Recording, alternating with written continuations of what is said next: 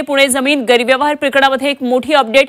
जागेचे मूळ मालक असलेले मूळ वारसदार असलेले पोलीस स्टेशनमध्ये आता दाखल झालेले आहेत आणि आर्थिक गुन्हे शाखेच्या कार्यालयामध्ये सगळे वारसदार दाखल झालेत। झी 24 तासनं पुण्यातल्या मुंढव्यातल्या हे जमिनीचं गैरव्यवहार प्रकरण उघडकीला आणलेलं होतं आणि या प्रकरणातले प्रत्येक धागेदोरे झी 24 तासनं प्रेक्षकांपर्यंत पोहोचवलेले आहेत आणि या संदर्भात हे जे वारसदार आहेत ते झी 24 तासच्या कार्यालयामध्ये देखील येऊन गेले होते आणि संपूर्ण या प्रकरणाला वाचा फोडल्याबद्दल झी 24 तासचं त्यांनी अभिनंदन केलेलं होतं, आभार मानलेले होते आणि आता जागेचे हे मूळ वारसदार पोलीस स्टेशनमध्ये दाखल झालेत, आर्थिक गुन्हे शाखेच्या कार्यालयामध्ये दाखल झालेले आहेत। त्यांच्या जबाबांची सध्या नोंदणी होती आहे आणि जबाबामधून काय नेमकी माहिती पुढे येते बघणं खूप महत्त्वाचं ठरणार आहे।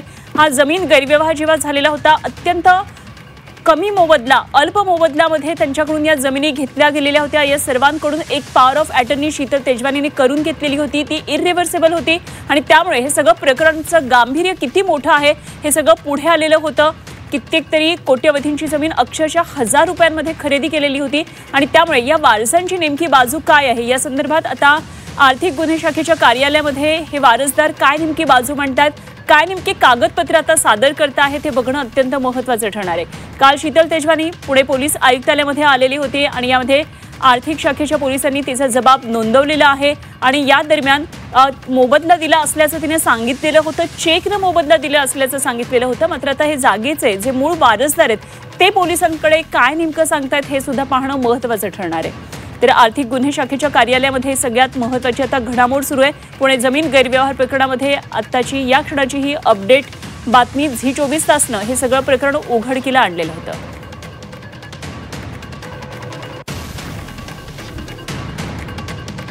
निलेश खरमरे आमचे प्रतिनिधी आपल्याबरोबर पुन्हा एकदा पुण्यातून जोडले जातात। जाणून घेऊया निलेशकडून या क्षणाचे काय नेमके अपडेट आहेत ते। निलेश, या प्रकरणामध्ये जागेचे जे मूळ वारसदार आहेत ते पोलीस स्टेशनमध्ये दाखल झाल्याचं कळतंय, आर्थिक गुन्हे शाखेच्या कार्यालयात दाखल झालेत, काय नेमकं या संदर्भात आता तिथे घडतंय? नक्कीच अनुपमा, मी आत्ता उभा आहे पुणे पोलीस आयुक्तालयातील आर्थिक गुन्हे शाखे या शाखेच्या बिल्डिंग खाली आहे आणि या ठिकाणी आपण पाहतोय की जे मूळ वतनदार जे आहेत ते वतनदार या ठिकाणी आता आपला जबाब नोंदवण्यासाठी या ठिकाणी दाखल झालेले आहे। काल शीतल तेजवानीचे स्टेटमेंट घेतल्यानंतर आता या ठिकाणी जे मूळ वतनदार आहेत त्यांची या ठिकाणी स्टेटमेंट घेण्याचं काम सुरू झालेलं आहे। अर्थात मागच्या आठवड्यातही काही लोकांनी आपलं स्टेटमेंट नोंदवलं होतं, मात्र या ठिकाणी आता आपण पाहतोय की 10 जणांना ही नोटीस देण्यात आली होती। त्या अनुषंगाने आता हे जे 10 वतनदार जे आहेत ते या ठिकाणी दाखल झालेले आहेत आणि आपली जी तक्रार आहे, जी आपली मागणी आहे की ती जागा आम्हाला पुन्हा परत मिळावी आणि जो गैरव्यवहार झाला आहे त्या गैरव्यवहारामधले हे मूळ तक्रारदार आहेत आणि ते आता या ठिकाणी आपली स्टेटमेंट नोंदवण्यासाठी आर्थिक गुन्हे शाखेमध्ये निघालेले आहेत। आपण या ठिकाणी पाहतोय की त्यांना जी नोटीस बजावण्यात आली होती की तुम्ही चौकशीसाठी हजर राहावे, ही नोटीस आपण या ठिकाणी दाखवतोय की या ठिकाणी स्पष्टपणे सांगण्यात आलेलं आहे की जे खडक पोलीस स्टेशनमध्ये जो गुन्हा दाखल झालेला आहे आणि मुंढव्यातील जो कोरेगाव पार्कमध्ये जी 40 एकराची जी जागा आहे ती त्या जागेसंदर्भात या ठिकाणी पुणे पोलिसांना या मूळ मालकांकडून काही माहिती घ्यायची आहे, त्या अनुषंगाने त्यांनी ही नोटीस बजावलेली आहे। असे 10 जण आहेत आणि ते या ठिकाणी आता स्टेटमेंट द्यायला जाणार आहेत। आता तुम्हाला या ठिकाणी आर्थिक गुन्हे शाखेच्या अधिकाऱ्यांनी बोलवले आहे, तुम्हाला नोटीससुद्धा दिली होती, काय तुमचं म्हणणं असणार आहे आणि पोलिसांकडून काय सांगण्यात आलं होतं? पोलिसांनी आम्हाला नोटीस बजावल्यानंतर आम्ही मुदत घेतली याच्यामध्ये 2 दिवसाची। तर काल परवा दिवशी आम्हाला बोललं होतं, ते नव्हते अवेलेबल, तर आज आम्ही ह्या संदर्भात जबाब देतो आहे आणि जबाब देत असताना आम्ही संपूर्णपणे लेखी जबाब दिला आहे। आम्ही तोंडी जबाब कुठलाही देणार नाही, कारण याच्यामध्ये काल जो शीतल तेजवानीचा जबाब झाला तो आम्हाला माहिती नाही आहे, पण आम्ही जो आता शेतकऱ्यांतर्फे मूळ वतनदारांतर्फे जबाब देतो आहे तो आम्ही पूर्णपणे लेखी स्वरूपात दिलेला आहे किंवा देत आहोत। बरं, तुम्ही आता स्टेटमेंट देणार आहे, तुमची बाजू काय तुम्ही मांडणार आहे? आता ज्या प्रकारे आमची फसवणूक झाली ते आम्ही त्या ठिकाणी उघड करणार आहे।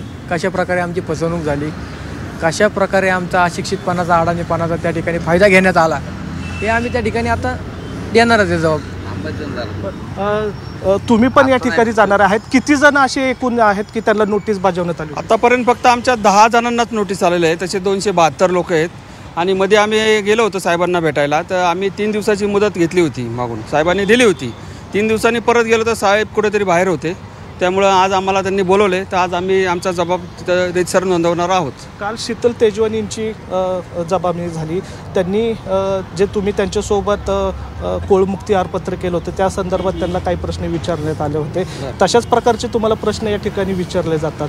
त्यावेळेची परिस्थिती काय होती, म्हणजे तुम्ही त्यांच्यासोबत कुठल्या गोष्टीसाठी पावराटीने दिली होती त्यांना? त्यावेळेची परिस्थिती अशी होती की आमच्या जे पूर्वज होते किंवा आम्ही पण त्यावेळेस लहान होतो, तर अशिक्षित अडाणीपणाचा जो फायदा होता तो त्यावेळेस त्यांनी घेतलेला आहे आणि ते आमच्याकडनं कुलमुक्त्यारपत्र करून घेतलेलं आहे. पण ते कुलमुक्त्यारपत्र ह्यासाठी केलं होतं की जी शासन दरबारी जी जमीन आमची जमा केली होती, शासनाने जी खालसा केली होती, ती जमीन सोडवून ती आमच्याकडनं तो पूर्ण व्यवहार करणार होते.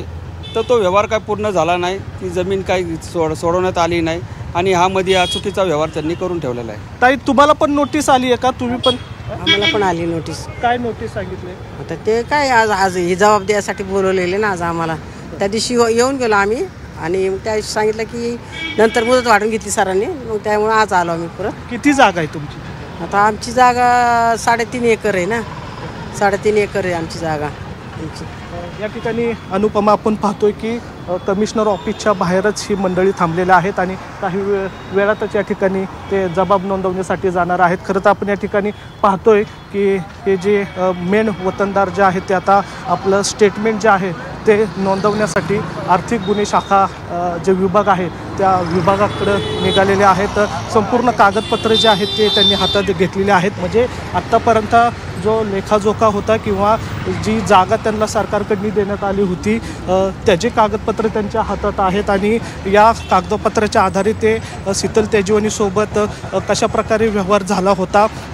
मुळात या प्रकरणामध्ये निलेश, खरं तर आजचा दिवस या वतनदारांसाठी, या वारसदारांसाठी अत्यंत महत्त्वाचा आहे. त्यांना एक प्रश्न फक्त विचारा, त्यांच्यातले जे कोणी प्रतिनिधी असतील त्यांना, ह्या जे सगळं प्रकरण आहे जमिनीचं गैरव्यवहाराचं प्रकरण हे झी 24 तासनं उघडकीला आणलं होतं आणि आता इतक्या वर्षानंतर जेव्हा या टप्प्यावर पुन्हा हे सगळ्या चौकशी होत आहेत आणि सगळ्यात महत्त्वाचं झी 24 तासनं उघड केल्यानंतर आता कुठेतरी न्यायाच्या प्रक्रियेमध्ये ते आलेले आहेत असा एक टप्पा येतोय. काय नेमक्या त्यांच्या भावना आहेत या संदर्भातल्या?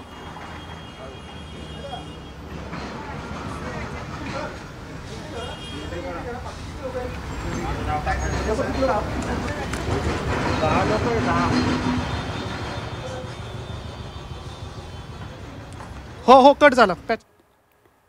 निलेश खरमरे आमचे प्रतिनिधी आपल्यावर पुण्यामधून होते. तर सध्या पुण्यामध्ये ही खूप मोठी घडामोड सुरू आहे. आज झी 24 तासने सगळं प्रकरण लावून धरलेलं होतं. गैरव्यवहार प्रकरण जमिनीचं मुंढव्यातल्या ही जमीन आहे, जवळपास 40 एकर एवढी ही जमीन आहे आणि त्यातले हे काही आता वारसदार आलेले जमिनीतले आणि आज त्यांचा जबाब नोंदणी करून घेतली जाणार आहे. हे जागेचे मूळ वारसदार आहेत आणि त्यांच्याकडून कशा पद्धतीनं शीतल तेजवानीनं हे सगळं कुलमुक्तार पत्र करवून घेतलं होतं या संदर्भातला आता जबाब नोंदणी होणार आहे. कशी फसगत झालेली आहे या संदर्भात आता हे सगळे वारसदार सांगणार आहेत. निलेश आपल्याबरोबर जोडले गेलेले. निलेश, ह्या सगळ्यांकडून म्हणण्यापेक्षा एका त्यातल्या प्रतिनिधीकडून आपण जाणून घ्या, त्यातले एक प्रातिनिधिक प्रतिक्रिया हवी आहे मला. झी 24 तासने सगळं प्रकरण पुढे आणलं आणि कुठेतरी अनेक वर्षानंतर न्यायाच्या प्रक्रियेमध्ये हे प्रकरण झी 24 तासना उजेडात आणल्यामुळे हे सगळं प्रक्रिया आता सुरू झालेली. काय नेमक्या या क्षणी त्यांच्या भावना आहेत?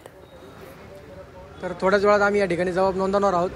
खरं तर मला सांगा की आता झी 24 तासने हे प्रकरण उघडकीस आणलेलं आहे. तुम्ही अनेक वर्ष लढा देत असताना आता ही अंतिम टप्प्यात लढाई आली असं म्हणता येईल. तर कसं पाहता या प्रकरणाकडे? खऱ्या अर्थाने संजीवनी तुमच्या प्रकरणाला झी 24 तासने दिलेली आहे. झी 24 तासने आम्ही सर्वप्रथम आभार मानतो, कारण त्यांनी जो शेतकऱ्यांना जो आशेचं किरण दाखवलंय तो त्या ठिकाणी खूप महत्त्वाचा आहे. की त्यांनी आमचा जो 60-70 वर्षाचा जो लढा होता तो त्या ठिकाणी त्यांनी कुठंतरी त्याला वाचा फोडली आणि खऱ्या अर्थानं आम्हाला एक जगण्याची उमेद त्या ठिकाणी घडून दिसली. त्यामुळं आणि जो आम्हाला आशेचं किरण दाखवला झी 24 तासने, त्याबद्दल आम्ही त्यांचे शतशः आभार आहोत. नक्कीच या ठिकाणी अनुपमा पाहतोय की आपण गेले 60-70 वर्षाचा त्यांचा जो कार्यकाळ होता किंवा 60-70 वर्ष ते लढा देत होते. मात्र झी 24 तासने ही बातमी उघड केल्यानंतर त्यांना आता त्यांची जमीन पुन्हा एकदा मिळण्याचा आशेचा किरण या ठिकाणी पाहायला मिळत आहे आणि तशा हालचालीसुद्धा या ठिकाणी आपल्याला झालेल्या पाहायला मिळतात. आता हे सगळे वतनदार जे आहेत ते आता आर्थिक गुन्हे शाखा जे आहे पुण्याचं त्या ठिकाणी दाखल झालेले आहेत आणि या ठिकाणी हे 10 वतनदार जे आहेत ते आपले स्टेटमेंट या ठिकाणी नोंदवणार आहेत आणि जी कागदपत्र आहेत ते सुद्धा ते या ठिकाणी घेऊन आलेलं आहे. एक जबाबसुद्धा माझ्या हातात आहे. अर्थात हा जबाब त्या ठिकाणी नोंदवल्यानंतरच ते आपल्याला स्पष्ट करता येईल. मात्र या ठिकाणी जर पाहिलं तर त्यांची जी जमीन आहे ती पुन्हा मिळवण्यासाठी ते आता या ठिकाणी आपला जबाब देणार असल्याची माहिती मिळते. शीतल तेजवानीसोबत जो व्यवहार झाला होता तो कशा पद्धतीने झाला होता, त्यावेळेस त्यांनी काय आश्वासनं दिली होती ते या जबाबात ते मांडणार असल्याची या ठिकाणी माहिती मिळत आहे. आता जबाब माझ्या हातात आहे, मात्र कायदेशीरदृष्ट्या तो जबाब आपल्याला दाखवता येणार नाही कारण तो गोपनीयचा भाग आहे. या सगळ्या गोष्टी झाल्यानंतर आपल्याला ते सांगतीलच नेमका कुठल्या प्रकारे त्यांनी जबाब नोंदवलेला आहे, काय प्रश्न त्यांना पोलिसांकडून विचारण्यात आलेले आहे, हे सगळं उत्तर जे आहेत ते आपल्याला त्यांच्या जबाबातून अनेक खरं तर महत्त्वाच्या गोष्टी आज पुढे येणार आहेत. आणि जसं निलेश आपण म्हटलं की झी 24 तासनं हा सगळं प्रकरण पुढे आणलं कारण ह्याच्यामध्ये अनेक मोठी मोठी नावं आहेत आणि त्यामुळेच एक कुठेतरी दबाव आहे की काय अशा प्रकारचं वातावरण तयार झालं होतं. त्यामुळे वारसदार सुद्धा पुढे यायला तयार नव्हते. मात्र जेव्हा आता हे सगळं प्रकरण माध्यमांसमोर आलेलं आहे, झी 24 तासनं उघडकीला आणले, सगळ्या जनतेसमोर ठेवलेलं आहे. महार वतनाची ही जागा असताना सुद्धा कशा प्रकारे याची विक्री केली जात होती, कागदपत्रांमध्ये किती फेरफार झालेले आहेत आणि आता तर पोलीस चौकशीमध्ये दस्त नोंदणीमध्ये मुठे समितीच्या अहवालामध्ये सुद्धा हे पुढे आलेलं आहे की दस्त नोंदणीमध्ये किती फेरफार झालेला आहे, कुठल्या कुठल्या कागदपत्रांना फिरवलेलं आहे, कुठल्या कागदपत्रांचा वापरच केलेला नाहीये, अशा अनेक महत्त्वाच्या खरं तर यामधून घटना पुढे आलेल्या आहेत. तेव्हा हे सगळं प्रकरण होत असताना मुठे समितीचा अहवाल सुद्धा तितकाच महत्त्वाचा ठरतो. निलेश, नक्कीच करत आता या प्रकरणामध्ये जर बघितलं तर आपण मुठे समितीचा जो अहवाल आला आहे त्या अहवालामध्ये प्रथमदर्शी तर मीडिया कंपनीचे जे भागीदार आहेत त्या भागीदारांपैकी एकाचंच नाव पुढे आलेलं आहे. मात्र आता ह्या गैरव्यवहारातला जो महत्त्वाचा जो टप्पा आहे तो आता चौकशीचा टप्पा आहे. FIR दाखल झाल्यानंतर या प्रकरणात जे लोक आहेत ज्यांच्या FIRमध्ये जेवढींची नावं आहेत त्यांची या ठिकाणी आता चौकशी सुरू झालेली आपल्याला पाहायला मिळतात. यातला केंद्रबिंदू असलेले जे शीतल तेजवानी आहे त्यांची या ठिकाणी 2 वेळा चौकशी झालेली आहे. तिच्याकडनी काही कागदपत्र घेतलेले आहेत, म्हणजे हे जे वतनदार आहेत या वतनदारांनी त्यावेळेस जे कुलमुखत्यारपत्र कशा पद्धतीने नोंदवलं गेलं होतं त्याचे जे कागद आहेत ते काल पोलिसांनी ताब्यात घेतलेले आहेत आणि या मूळ मालकांकडं जे मूळ वतनदार आहेत त्यांच्याकडे नेमकं काय डॉक्युमेंट्स आहेत आणि त्यांच्यासोबत त्यावेळेस नेमकं काय संभाषण झालं होतं याचा लेखाजोखा करण्यासाठी या ठिकाणी आता यांची प्रत्यक्षात या ठिकाणी स्टेटमेंट नोंदवण्याचं काम जे आहे ते सुरू झालेलं आपल्याला पाहायला मिळतं. त्यामुळं या प्रकरणातला महत्त्वाचा टप्पा आहे. या प्रकरणामध्ये जर या वतनदारांनी त्या स्टेटमेंट जर दिलं की शीतल तेजवानीने आमची फसवणूक केलेली आहे तर तो एक वेगळा गुन्हा दाखल होऊ शकतो आणि शीतल तेजवानीवरनी दुसरा गुन्हा दाखल केल्यावर. निलेश, या दरम्यान मला आणखी एक महत्त्वाचा प्रश्न असा विचारायचा आहे. आता हे वतनदार या ठिकाणी आलेले आहेत, आज शीतल तेजवानी सुद्धा चौकशीसाठी येणार असल्याचं कळत होतं. काय ती याच वेळेमध्ये येणार असेल तर त्यांची समोरासमोर चौकशी होण्याची शक्यता आहे का, की फक्त कागदपत्र आणि जबाब नोंदणी, कागदपत्रांची तपासणी आणि जबाब नोंदणी एवढंच आज होणार आहे? नाही, खरं तर या ठिकाणी आपण वरिष्ठ अधिकारी जे आहेत त्यांना आपण थेट विचारलं होतं की आजचा शीतल तेजवानी यांचा रोल काय आहे, तर ते म्हणले की गरजेनुसार आम्ही त्यांना बोलवलं जाईल. अर्थात आता या ठिकाणी हे जे 10 वतनदार आहेत त्या सगळ्यांचं स्टेटमेंट नोंदवायला वेळ लागेल आणि त्यानंतर कदाचित शीतल तेजवानीला बोलवण्याची गरज पडली तर तिला आज बोलवू शकतात. मात्र आत्ता तरी या ठिकाणी शीतल तेजवानीला आज बोलवणार नसल्याच्या तसे संकेत मिळत आहे. आज फक्त जे मूळ वतनदार आहेत त्यांचं स्टेटमेंट घेतलं जाईल आणि तशी प्रोसेससुद्धा सुरू झालेली आहे.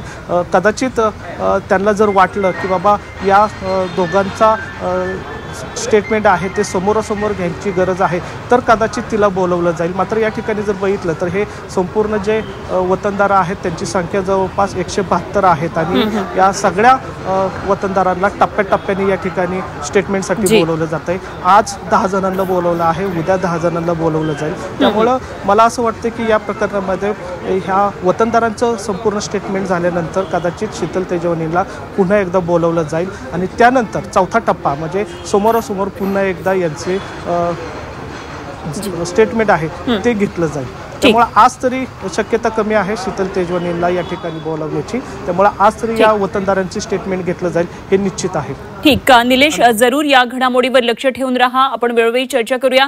आता हे वतनदार आतमध्ये जबाब नोंदणीसाठी गेलेले आहेत, कागदपत्रांची तपासणी होईल, काय नेमकं बाहेर आल्यानंतर घडणारे काय त्यांच्या प्रतिक्रिया असतील हेही आपल्याला जाणून घ्यायचंय. तुर्तास धन्यवाद दिलेल्या सगळ्या सविस्तर माहितीसाठी.